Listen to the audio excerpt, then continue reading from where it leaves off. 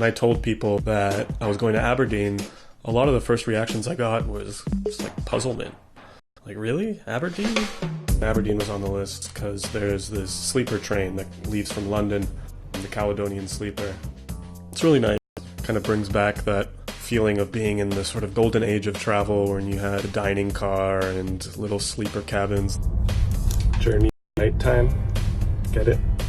And then there's what they call the club car, where they serve drinks and things like that. So naturally I headed there first. So as you might imagine, on a small train, I met some people. No, stop filming now. Can we do it again? Can we start again? We ended up drinking till 2:30 in the morning. Cheers. Cheers. So I woke up the next morning. Over in Scotland. When I went to the club car, I had a solid Scottish breakfast. Good morning, guys. No. And then I was there.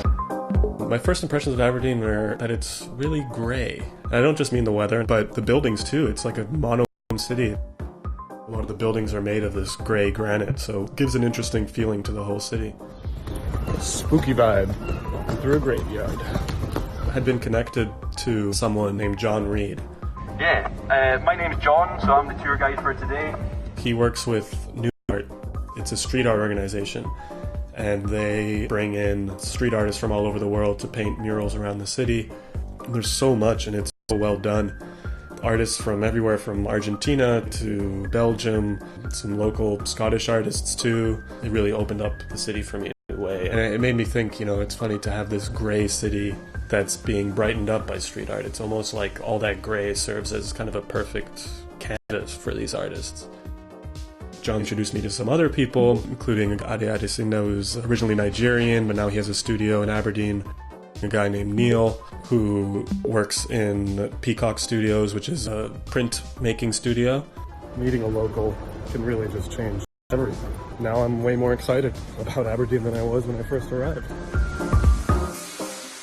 My experience in Aberdeen would have been completely different if I hadn't met John. He took me out to Stonehaven, which is a village on the outskirts of Aberdeen.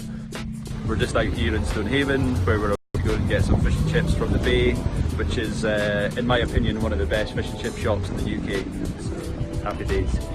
While I haven't had a lot to compare it to, I can confirm it was really good. We visited Dunatar Castle, and it's kind of the most people get when they think of Scotland. An old medieval castle on top of a hill overlooking the ocean. This place is Dunatar Castle. Very good. And we continued on to Loch Mick. Here we are in the middle of Scotland, an amazing country full of amazing people, all encapsulated by this amazing landscape that reminds us of who we truly are, which is Highlanders! Meeting people and seeing their Aberdeen is really what changed my perspective of it. People can just make a place. Everywhere, the world has some magic in it.